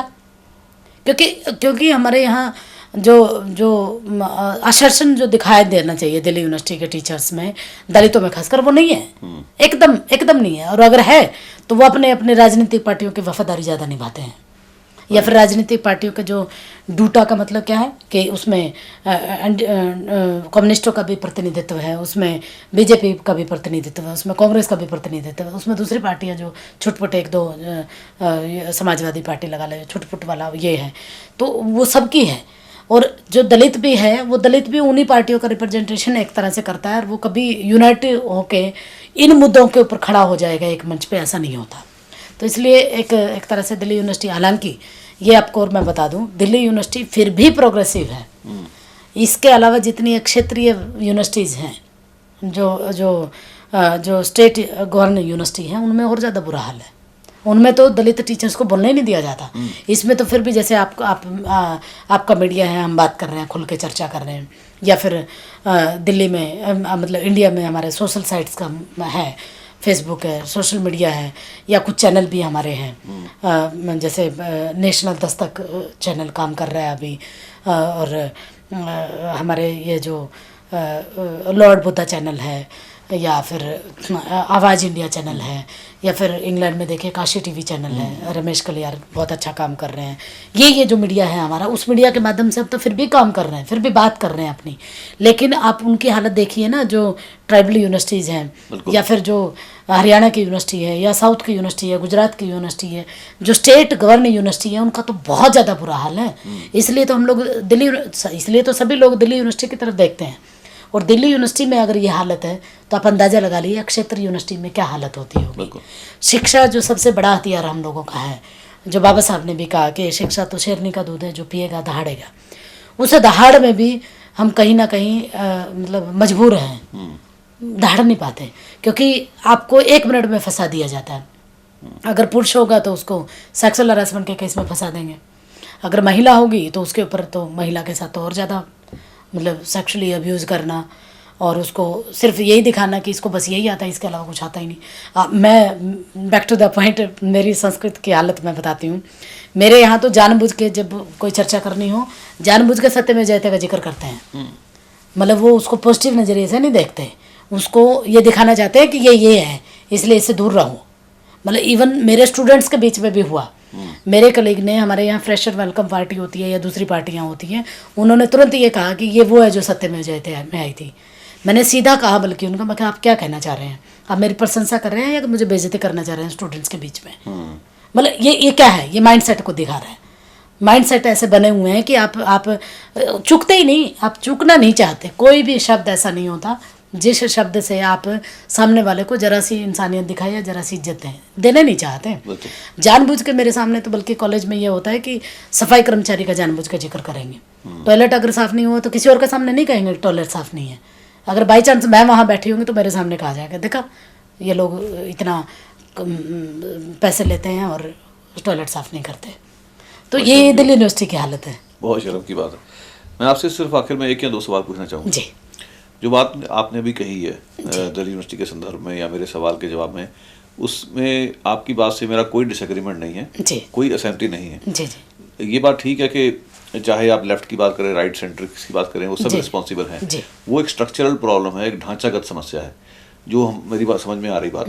लेकिन मैं आपसे फिर भी जानना चाहूँगा कि जब से ये नई हुकूमत आई है, जिसका एक एजेंडा है हिंदुत्व का, उसके आने के बाद क्या आपको लगता है कि पिछले समय से ज़्यादा ये हमले तीखे हुए हैं और बड़े हैं? अगर हम रोहित वेमुला का इंस्टेंस लें, या अगर हम जो ऊना में हुआ उसका इंस्टेंस लें, लखनऊ में अभी रिसेंटली तो निकाल, इसको अगर आप जोड़ के देखते हैं तो क्या आपको लगता है कि ये हिंदुत्व फोर्सेस के आने की वजह से ज़्यादा बड़ा है, या लगभग वही स्थिति है? थोड़ा सा इसके बारे में ज़रूर मैं सुनना चाहूँगा आपसे। असल में ना इसमें 2 तरह से चीज़ें हैं जो हमें थोड़ा सा देखने की आवश्यकता है। वो ये कि आज खबर पहुंच जाती है। मैं ये कहना चाह रही हूँ, अगर हरियाणा में कोई एट्रिसिटी होती है या स्टूडेंट्स के ऊपर अत्याचार होता है, वो एक हरियाणा तक सीमित रह जाती थी, क्षेत्रीय खबर बन के रह जाती थी। महाराष्ट्र में अगर हुआ तो वह क्षेत्रीय खबर बन के रह जाती थी। लेकिन सोशल मीडिया की आने की वजह से, ये बहुत ज़्यादा टेक्नोलॉजी वाला जो मसला है, उससे खबरें बहुत फैली हैं। ऐसा नहीं है कि पहले नहीं होता होगा, बिल्कुल एकदम पहले भी उतना ही होता था। आप ये देखिए, जो आपको याद होगा मध्य प्रदेश का शायद या झारखंड का है, एक मजदूर दिहाड़ी मांगने गया था। मशीन नहीं होती जिसमें घास काटा जाता है, इलेक्ट्रॉनिक मशीन आजकल आई हुई हैं और कुछ हाथ से हैं, तो उस घास काटने वाली मशीन, वो जो जमींदार था वो वहाँ अपनी मशीन पे काम कर रहा था। एक मज़दूर उसके खेत में काम करता था, उसने आके कहा कि मेरी मजदूरी दे दो। उन्होंने क्या किया कि अब मैं बताता हूँ तुम्हारी हिम्मत कैसे होगी मजदूरी देने की, तुम हमारे सिर के ऊपर सरकार के दामाद बन के, ये एग्जैक्ट वर्डिंग थी, सरकार के दामाद बन के सिर के ऊपर चढ़ के मांगोगे। उन्होंने उसको 2-3 उसके जो आसपास थे पकड़े, उसको घास जहाँ से चिरा जाता उसको उसमें डाल दिया, जहाँ मशीन में घास कट रहा था उसको ऐसे काट दिया गया। बिल्कुल, मतलब आप कल्पना नहीं कर सकते कि मतलब आदमी का अंदर जहर इतना भरा हुआ है। तो वो फैला बहुत, लेकिन हुआ क्या? कोई ऐसा कानून नहीं बना, कुछ नहीं बना, कोई एट्रोसिटी एक्ट नहीं है। हालांकि यहाँ SC/ST कमीशन जो बना हुआ है वो नाम मात्र ही है, उसमें वर्षों लग जाते हैं एक केस को सुलझते हुए, और लास्ट में होता क्या है, समझौता। दोनों तरह से पैसे खाते हैं। कमीशन जो बने हुए हैं एक तरह से बंद ही कर देने चाहिए। हमारे यहाँ नेशनल कमीशन फॉर वुमेन बना हुआ, हमारे यहाँ स्टेट कमीशन फॉर वुमेन है, मतलब दिल्ली में NCD वो जो महिला आयोग जो बना हुआ है, ये क्या है, कुछ नहीं कर रहे। मैं कहना ये चाह रही हूँ कि फ़र्क तो पड़ा है, अब ज़्यादा बढ़ा है एकदम, मतलब ऐसा लगता है अब कि अब बहुत ज़्यादा बढ़ते जा रहे हैं केसेस। आने वाले दिनों में और ज़्यादा बढ़ने की उम्मीद है, लगता नहीं कम होता दिखाई देंगे। और इसमें जाहिर सी बात है जो सत्ताधारी सरकार है उसका ज़्यादा बड़ा कंट्रीब्यूशन है। वो पाबंदी नहीं लगाना चाह रही, बिल्कुल नहीं लगाना चाहती। खुले सांड जिसको बोलते हैं ना, खुलापन है, बिल्कुल एकदम खुला छोड़ा हुआ है, जो मर्जी करिए। कहीं ना कहीं बल्कि भागीदारी रहती है। जो स्टेट गवर्नमेंट, स्टेट की जो जिम्मेदारी होनी चाहिए थी, जो सरकार की जिम्मेदारी हो कि इन स्थितियों को, अब ऊना वाला देख लीजिए ना, पुलिस वहाँ बराबर में ही खड़ी है। मिर्चपुर कांड में देख लीजिए, पुलिस वहाँ बराबर में है। दिल्ली में त्रिलोकपुरी में जो कांड हुआ, पुलिस वहाँ वहीं बगल में थी। या फिर ये जो रोहित वेमुला वाला है केस, तो पुलिस को पहले से जानकारी थी। मतलब ऐसा नहीं है कि उसने, मतलब VC साहब के पास पहले से लेटर था, सारी फोर्सेस पहले से उसमें लगी हुई थी। तो एक तरह से जो गवर्नमेंट, जो हमारी अब जो करंट जो गवर्नमेंट है, उस गवर्नमेंट के होते हुए हो रहा है, दिखता है साफ साफ, भागीदारी दिखाई देती है साफ साफ। कहीं ना कहीं बहुत बड़ा कारण है। आप हमारे छात्राओं को जो इतनी मुश्किल से जो गिर पड़ के और अधिकार से जो बाबा साहब ने जो दिए, उनकी बदौलत यहाँ तक पहुँचते हैं। और आज जो क्राइम बनती जा रही है उसको नष्ट करने पर तुली हुई है सरकार। और जाहिर सी बात है ये हिंदुत्ववादी एजेंडा जो खतरनाक एजेंडे के रूप में काम कर रहे हैं, ये उसमें बराबर की हिस्सेदारी कर रहा है। आप ये देखिए ना, मतलब ये क्या ज़रूरत है, जब एक सेकुलर राष्ट्र है और अगर वो धर्मनिरपेक्ष भारत है, तो भारत से बाहर जाके हमारे देश के प्रधानमंत्री गीता क्यों देते हैं? उन्होंने बाइबल नज़र नहीं आती, उनको संविधान नज़र नहीं आता। अगर आपको कॉपी देनी है तो संविधान की दीजिए ना, वो है भारत का पवित्र ग्रंथ। तो ये तो देखो मानना ही पड़ेगा कि आज की जो करंट गवर्नमेंट है, जो खासकर जो सत्ता में बैठी हुई है, वो चाह के भी इन चीज़ों को रोक नहीं पा रही। या तो असमर्थ है, पंगु बनी हुई है, या रोकना नहीं चाहती। वो चाहती है कि दलितों के ऊपर दिन प्रतिदिन अत्याचार हो। आप ये देखिए ना कि अगर रोहित को बचाना होता तो बचा सकते थे। अगर ऊना वाले केस में इन्होंने तुरंत कार्रवाई की होती तो ऊना वाला केस के बाद जो दूसरे केसेस बढ़ते जा रहे हैं उनको स्टॉप होता। निर्भया कांड हुआ, सरकार ने कानून बनाया, उसके बाद दलित महिलाओं के ऊपर जो अत्याचार होता है, इतनी बुरी तरह से उनको मतलब फिजिकल हिंसा की जाती है, उसके ऊपर कोई कानून नहीं बनता। तो क्यों नहीं बनाया जाता? सरकार क्या नहीं कर सकती? बिल्कुल कर सकती है, लेकिन करना नहीं चाहती। कौन प्रोटेक्ट करेगा? सरकार की ही जिम्मेदारी है अल्टीमेटली। आप डाइवर्ट करने पे तो आप सरकार का पूरा ध्यान उसकी तरफ चला जाता है, और हमारे केसेस जो बढ़ते जाते हैं उनको वो ऐसे ही नज़र आते हैं। और लेकिन दूसरी तरफ क्या एजेंडा चल रहा है सरकार का, कि सरकार कुंभ के मेले में वाल्मीकि आश्रम में जाके स्नान करती है, भोज करती है, सहभोज करती है। ये दिखावा किस बात का? इस दिखावे से ज़्यादा बेहतर है कि हम दलितों को बराबर का अधिकार दें, उनको संवैधानिक जो अधिकार उनको मिलने चाहिए वो आप व्यवहार में लेके आइए। क्यों आप उनको कुत्ता कहने की इजाज़त देते हैं? सरकार का क्या कार्रवाई की उसके ऊपर? कोई कार्रवाई सरकार ने नहीं की। इसलिए मैं कहना चाह रही हूँ, कारण है ठोस, जिसके आधार पे हम ये कह सकते हैं कि करंट गवर्नमेंट इन चीज़ों पर नाकाम रही है। वो अपने ही मंत्रियों पे लगाम नहीं खींच रही, या खींचना नहीं चाहती, खुले छोड़े हुए हैं, वो जो मर्जी करें। आप ये देखिए ना कि अगर इसी तरीके हमारे दिल्ली रोहतक में एक प्रोग्राम था बामसेफ का, और चर्चा थी एजुकेशन के ऊपर, तो इसका मतलब ये नहीं ना कि आप सरकार की अगर आलोचना करेंगे तो आप देशद्रोही होने का तबका आपको मिल जाएगा, आप राष्ट्र विरोधी हैं। तो वो जो दिन रात गाय के नाम पे या मंदिर मस्जिद के नाम पे या जाति पाति के नाम पे सब कुछ कर रहे हैं, तो वो सबसे बड़े देशभक्त हैं। तो अब लाठीचार्ज किया गया बिना बात, जबकि कोई रीज़न नहीं था, बहुत बुरी तरह से मारा गया।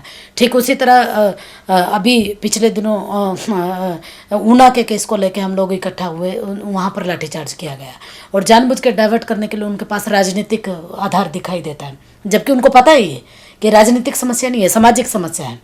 सामाजिक समस्या का समाधान आप राजनीतिक के माध्यम से निकाल सकते हैं, लेकिन राजनीति करें उसके ऊपर आप, ये आपको अधिकार किसने नहीं दिया? संविधान तो ये अधिकार कहीं नहीं देता।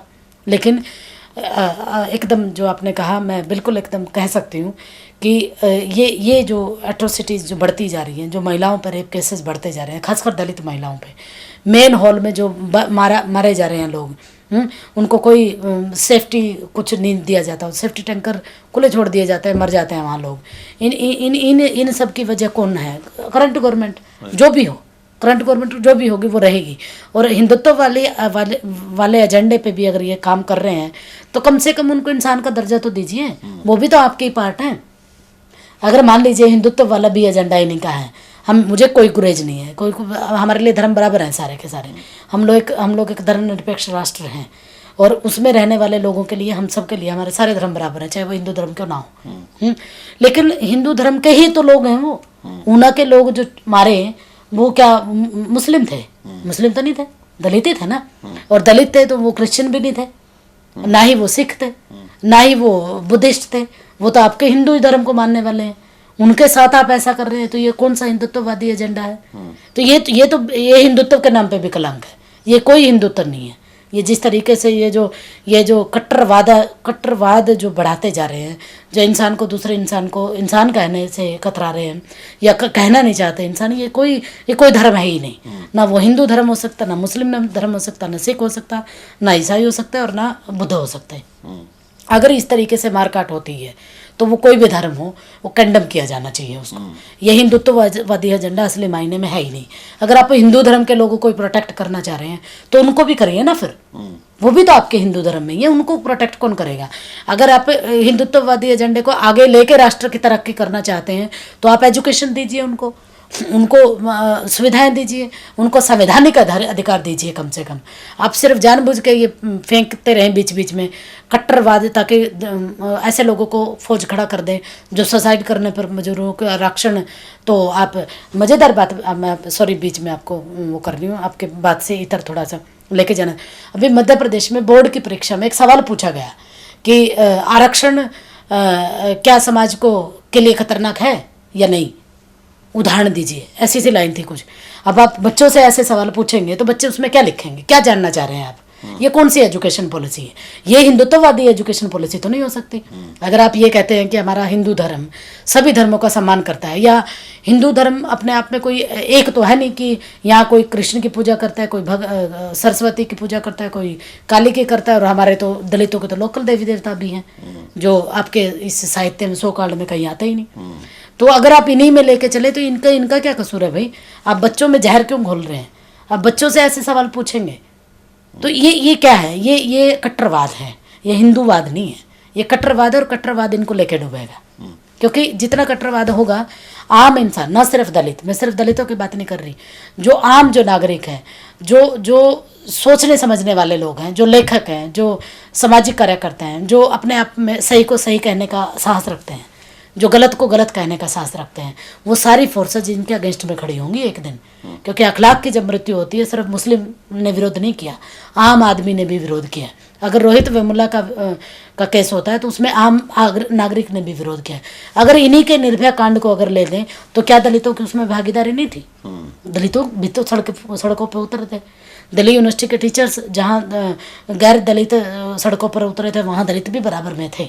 तो जब हम इनके कॉमन इश्यूज पे आके बात करते हैं तो वो लोग भी तो कॉमन इश्यूज पे आके बात करें ना, फिर तभी आप एक अच्छे राष्ट्र की तरह परिभाषित करेंगे। अम्बेडकर साहब की अपनी पार्टी आरपीआई, उसके लीडर जो हैं वो बीजेपी के साथ जुड़े, या इस तरह से और भी बहुत सारी मिसालें हैं जहाँ पे अम्बेडकरवादियों को जोड़ भी लिया गया और अम्बेडकर जी को आरएसएस या इस तरह की तहरीकों ने अप्रोप्रिएट करने की भी लगातार कोशिशें की हैं जी। तो ये कितना बड़ा चैलेंज है, कितनी बड़ी चुनौती है, इसके बारे में आप क्या कहना चाहेंगी? असल में देखिए, मैं फिर आपको एक बार फिर बता दूं कि राजनीतिक पार्टियां हैं, चाहे वह कांग्रेस रही हो चाहे बीजेपी, जो जैसे आरपीआई का होना या फिर उदित राज की पार्टी का मर्ज होना, ये एक तरह से हमें जो मतलब भारतीय राजनीति में जो एक स्पेस जो एक नज़र आता था, जैसे बसपा है, एक कम से कम न सिर्फ भारत में बल्कि विश्व में भी एक दलित राजनीति की पहचान का प्रतिनिधित्व करती है। ठीक उसी तरह ये भी करते थे, लेकिन इन्होंने अपना अस्तित्व को हालांकि रामदास अठावले की जो पार्टी है उन्होंने तो फिर भी अपनी पार्टी को मर्ज नहीं किया, लेकिन उदित राज ने तो अपनी पार्टी को ही मर्ज कर दिया बीजेपी में। तो एक तरह से ये दलित राजनीति के खात्मे की तरफ भी बढ़ रहे हैं। अगर भारतीय राजनीति में राजनीतिक पार्टियों के माध्यम से आपको प्रतिनिधित्व चाहिए, संवैधानिक अधिकार जो एक बाबा साहब ने जो दिए थे राजनीति के माध्यम से भी लेना, वो कहीं ना कहीं छूट जाएगा पीछे, और छूट रहा है। क्योंकि जब आप किसी पार्टी में चले जाते हैं तो पार्टी की जिम्मेदारी आपके ऊपर ज़्यादा होती है, तो आप पार्टी के वफादार होंगे ना, फिर तो आप दलितों के प्रति जवाबदेही नहीं होंगे, क्योंकि आपको दलित भी आपसे जवाबदेही उस तरीके से नहीं समझेंगे, क्योंकि दलित भी तो समझता है ना, दलित बहुजन समाज भी तो समझेगा ना रामदास अठावले क्या बात कर सकते हैं, क्योंकि वो तो बीजेपी के नुमाइंदे हैं। ठीक, उदित राज को अगर हम उदाहरण लें, उदित राज से क्या उम्मीद करेंगे हम अब? इसलिए नहीं करेंगे ना क्योंकि अब वो पार्टी का अपना वफादारी निभाएंगे। तो मैं इनको इस नज़रिए से देखती हूँ कि जितनी भी हमारी जो राजनीति थोड़ी बहुत, वैसे भी हमारी तो राजनीति है ही नहीं, ले दे के एक हमारी बसपा पार्टी बनती है जो उत्तर प्रदेश तक सीमित है एक तरह से, लेकिन ये जो छुटपुट जो लोकल पार्टियाँ एक तरह से थी, वो पार्टियाँ भी मर्ज होती जा रही हैं बीजेपी में। तो ये एक तरह से राजनीति के खात्मे का ही तरफ बढ़ेगा। और जो उम्मीद एक तरह से दलित नेताओं से, दलित प्रतिनिधित्व राजनीति के उस पर आके जो हमें एक उम्मीद रहती है वो ख़त्म हो जाती है। क्योंकि आप रोहित वेमुला के केस पे रामदास अठावले को जिम्मेदार नहीं ठहरा सकते। क्यों नहीं ठहरा सकते? क्योंकि वो तो पहले से ही उसी पार्टी में है, वो क्या विरोध करेगा? अपनी पार्टी के खिलाफ जाके कैसे काम करेगा? ठीक है, उसी तरह उदित राज आप ये देखें ना, मुझे अब एक इंसिडेंट याद आ रहा है, जब बाबा रामदेव ने, योग गुरु बाबा रामदेव ने, कहा जाता है हमारे यहाँ योग गुरु बाबा रामदेव ने सीधा कहा कि राहुल गांधी तो दलितों के घर में सुहागरात मनाने के लिए जाते हैं, हनीमून के लिए। अब आप ये देखिए कि उसका बचाव किसने किया? दलितों के प्रतिनिधि ने किया, बीजेपी में उन्होंने बाबा का डिफेंड किया। क्यों? जबकि उनको तो विरोध करना चाहिए था। उनका विरोध अगर होता तो हम लोगों को थोड़ी सी एक सांत्वना मिलती कि नहीं, हमारे जो प्रतिनिधि जो लोकसभा और राज्यसभा में जा रहे हैं वो हमारी बात करते हैं।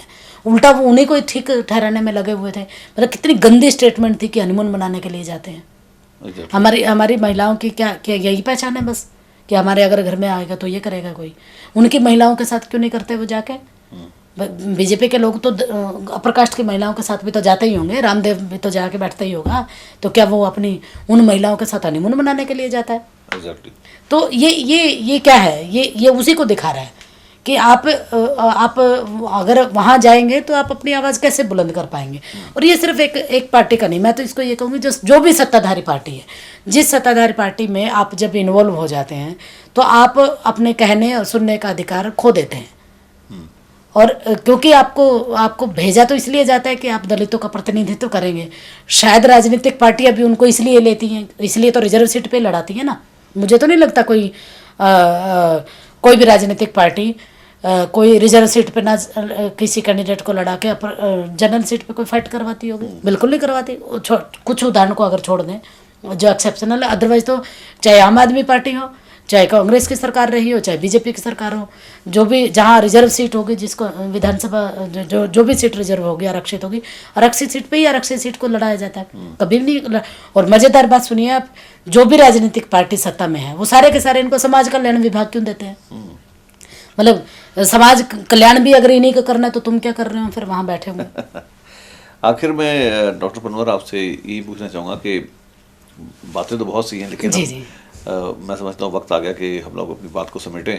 आखिर में ये जानना चाहूँगा कि जो एक तरफ अंतर्राष्ट्रीय स्तर पे ये बात बहुत होती है कि हिंदुस्तान तरक्की कर रहा है और हिंदुस्तान अब चांद पे पहुँचने की तैयारी में है और मंगल ग्रह पे पहुँचने की तैयारी में है, लेकिन दूसरी तरफ अभी भी वहाँ पे दलित औरतें एक इंसान का जो मलमूत्र है वो धोती फिरती हैं।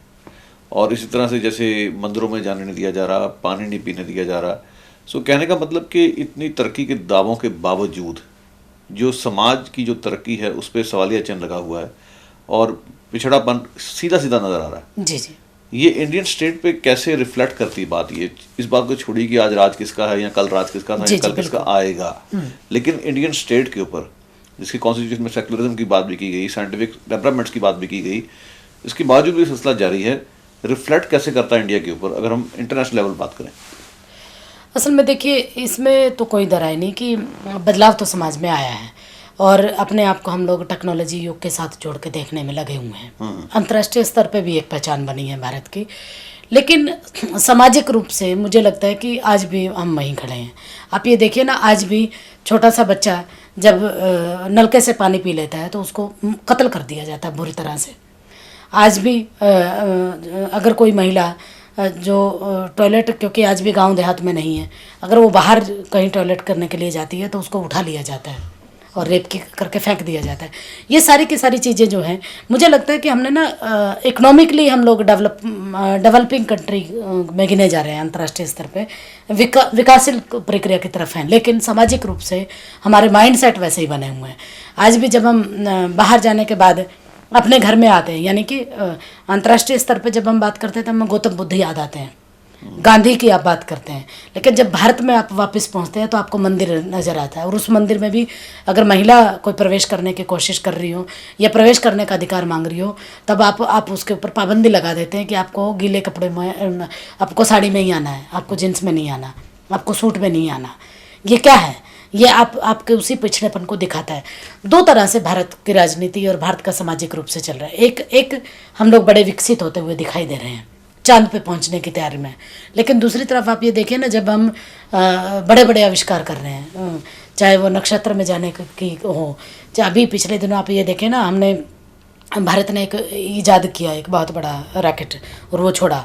उसके छोड़ने से पहले बाकायदा हवन किया गया एयरपोर्ट पे बैठ के बाकायदा।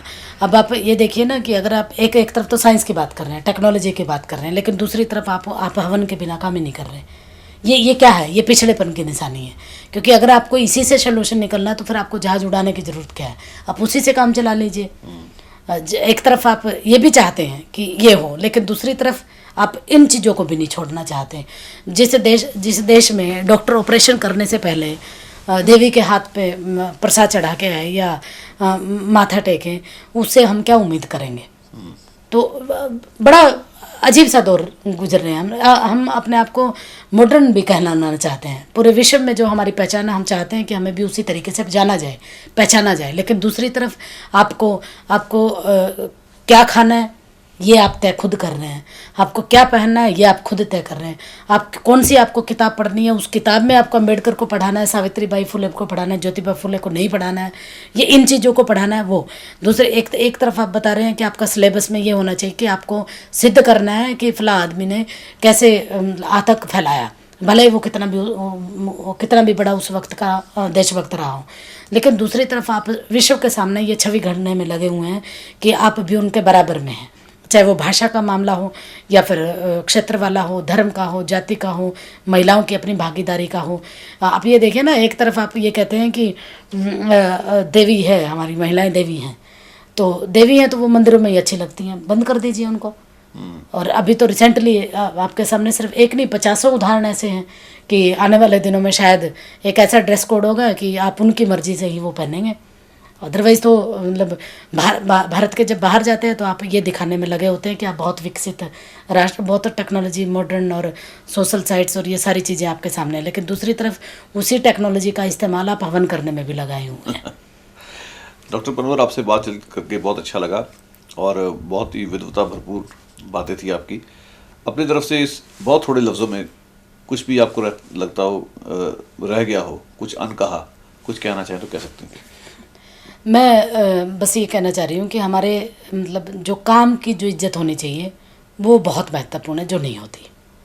अगर हम लोग हिकारत से देखने का जो नज़रिया जो बना, जो भी उसके कारण रहे होंगे छोड़ दीजिए उनको, लेकिन हिकारत से देखने का, एक दूसरे को देखने का नज़रिए को बदल देना चाहिए। और जो हम एजुकेशन जो आज ले रहे हैं वो सिर्फ डिग्री तक सीमित ना हो, वो चेतना वाली हो, सही क्या है उसमें, गलत क्या है, उसका विरोध करने का तरीका भी उसको दिखाई देना चाहिए। और अगर आप आवाज़ ही अपनी नहीं उठाएंगे गलत चीज़ का विरोध करने के लिए तो समाज बनेगा कैसे?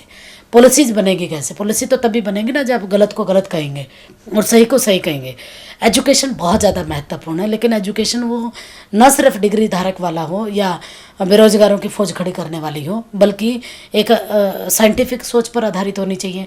एक सभ्य समाज की तरफ जंगलियत जो पैदा होती जा रही है दिन प्रतिदिन, इवन पढ़े लिखे लोगों में भी जो जहालियत जो पैदा होती जा रही है, वो उसको शिक्षा के माध्यम से ही दूर किया जा सकता है। और मुझे लगता है ये बात मैं आपने जब भी बात की आ चुका है चर्चा में, लेकिन अंतिम रूप में मैं यही कहूँगी कि एजुकेशन आज भी उतनी ही ज़रूरी है। हमारी जो आदिवासी महिलाएँ हैं, जो हमारी जो दलित महिलाएँ हैं, उनको ज़्यादा से ज़्यादा शिक्षित होने की ज़रूरत है। तभी दलितों में भी जो समता की जो बात करते हैं, जो हम आज़ादी की बात कर रहे हैं, वो बराबर में तब आएगी जब आप अपनी महिलाओं को, अपनी बच्चियों को ज़्यादा से ज़्यादा पढ़ाएंगे। और ये सिर्फ नारा ना रहे। हमारे यहाँ नारा है आजकल बड़ा ज़ोर शोर से बचा हुआ है, बेटी बचाओ बेटी पढ़ाओ, लेकिन पढ़ कहाँ रही हैं?